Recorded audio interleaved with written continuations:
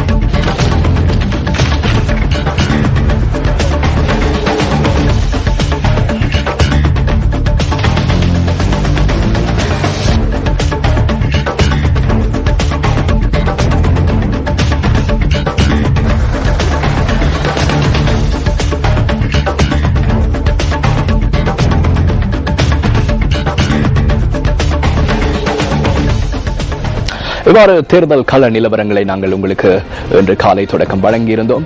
இனி தேர்தல் முடிவுகளை அறிந்து கொள்ள தொடர்ந்தும் நியூஸ் ஃபர்ஸ்டோடு இணைந்திருங்கள் என்று கூறிக்கொண்டு மீண்டும் பிரதான செய்திகளுக்கு நாங்கள் உங்களை அழைத்துச் செல்லலாம். பிரதான செய்திகளோடு சந்திரிகா மீண்டும் இணைந்து கொள்கின்றார். சந்திரிகா, உங்களுக்கான சந்தர்ப்பம் இப்போது. நன்றி ஜெஃப்ரி. இன்று நடந்து முடிந்த தேர்தல் தொடர்பிலான தகவல்களை எமக்கு வழங்கியமைக்காக விளம்பரங்களின் பின்னர் மீண்டும் இணைந்து கொள்வோம். யாழ்ப்பாணத்தில் வெளிவரும் உதயன் பத்திரிகையை ஒத்த போலி பத்திரிகை இன்றைய தினம் அச்சிடப்பட்டு விநியோகிக்கப்பட்டுள்ளதாக உதயன் பத்திரிகையின் முகாமைத்துவ பணிப்பாளர் இ சரவணபவன் நியூஸ் ஃபர்ஸ்டுக்கு தெரிவித்தார். தமது பத்திரிகையின் தலைப்புச் செய்திக்கும் போலி பத்திரிகையின் தலைப்புச் செய்திக்கும் இடையே பாரிய வேறுபாடு காணப்படுவதாகவும் அது தமது பிரசுரம் அல்லவெனவும் உதயன் பத்திரிகையின் முகாமைத்துவ பணிப்பாளர் கூறினார்.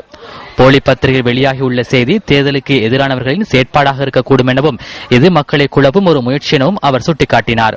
மேலும் இந்த விடயம் தொடர்பில் பல்வேறு தரப்பிடமும் முறைப்பாடு செய்துள்ளதாகவும் உதயன் பத்திரிகையின் முகாமைத்துவ பணிப்பாளர் தெரிவித்தார்.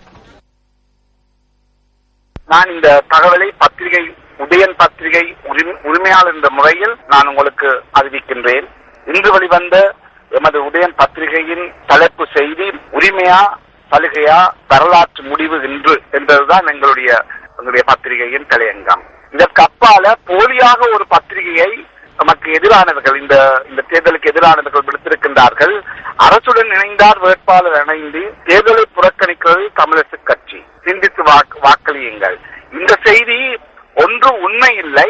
இரண்டாவது இது மக்களை குழப்புவதற்காக விடுக்கப்பட்ட செய்தி. இந்த பத்திரிகை எம்மால் விடப்படவில்லை. இதற்கும் எமக்கும் பத்திரிகை ஸ்தாபனத்துக்கும் சம்பந்தம் இல்லை. இதேவேளை இந்த விடயம் தொடர்பான முறைப்பாடு தமது அமைப்புக்கு பதிவாகியுள்ளதாக கெஃபே அமைப்பின் நிறைவேற்று பணிப்பாளர் சட்டத்தரணி கீர்த்தி தென்னக்கோ நியூஸ் ஃபர்ஸ்டுக்கு குறிப்பிட்டார்.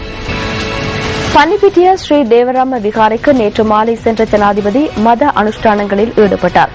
இது தொடர்பான விரிவான தகவல்களை எமது அடுத்த பிரதான செய்திகளில் எதிர்பாருங்கள். 1000 ஆண்டு காலம் அடிமையாய் வாழ்வதை விட அரை நிமிடமேனும் சுதந்திர மனிதனாக வாழ்ந்து இறப்பது சாலச் சிறந்தது. பீம்ராவ் ராம்ஜி அம்பேத்கர், இந்தியாவின் சமூக நீதி புரட்சியாளர்.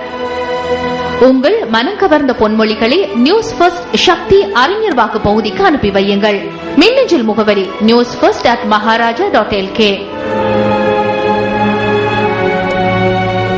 இலங்கை ஏற்றுமதியாளர்கள் அதிக சிரமத்துக்கு மத்தியில் சிறப்பாக செயற்பட்டுள்ளதாக நிதியமைச்சின் செயலாளர் கலாநிதி பி ஜெயசுந்தர தெரிவிக்கின்றார். இது தொடர்பான விரிவான தகவல்களை எமது அடுத்த பிரதான செய்திகளில் எதிர்பாருங்கள். இன்று நடைபெற்று முடிந்த தேர்தல் தொடர்பான முடிவுகளை உங்கள் வசம் சேர்ப்பதற்கு ஃபர்ஸ்ட் அண்ட் ஃபாஸ்ட் காத்திருக்கின்றது. எனவே தொடர்ந்தும் எம்முடன் இணைந்திருங்கள். இத்துடன் நியூஸ் ஃபர்ஸ்டின் 8 மணி பிரதான செய்திகள் நிறைவு பெறுகின்றன. வணக்கம்.